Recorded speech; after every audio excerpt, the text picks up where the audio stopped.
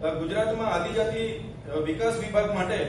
એમણે જે 5120 કરોડનું બજેટ એ લોકો લાવ્યા છે, આ બજેટમાં ન્યૂ ગુજરાત પેટર્ન જે આદિજાતિ વિકાસ વિભાગ દ્વારા સંચાલિત ટ્રાઇબલ સપ્લાનમાં દરેક જિલ્લાઓમાં હોય છે, એના દ્વારા એ બજેટ 37.5% વધારા સાથે 1100 કરોડ કરવામાં આવ્યું છે. પણ એ બજેટની અંદર અમે જોયું તો ત્યાં પ્રભારી મંત્રીઓ, એનજીઓ, એમની ડિસાઇડ ડેવલપમેન્ટ સપોર્ટ એજન્સી એમને જે કામો સજેસ્ટ કર્યા છે એવા આદિવાસીઓને લાગતા વળગતા ન હોય એવા બિનજરૂરી કામો એમણે મંજૂર કર્યા છે, જેનાથી આદિવાસી સમાજનો કોઈ વિકાસ થવાનો નથી. અમે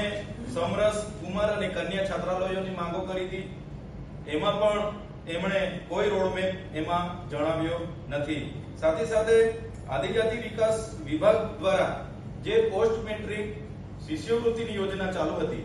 એ શિષ્યવૃત્તિની યોજના અમને આશા હતી કે આ બજેટમાં જે એમણે બંધ કરી છે પુનઃ ચાલુ કરશે,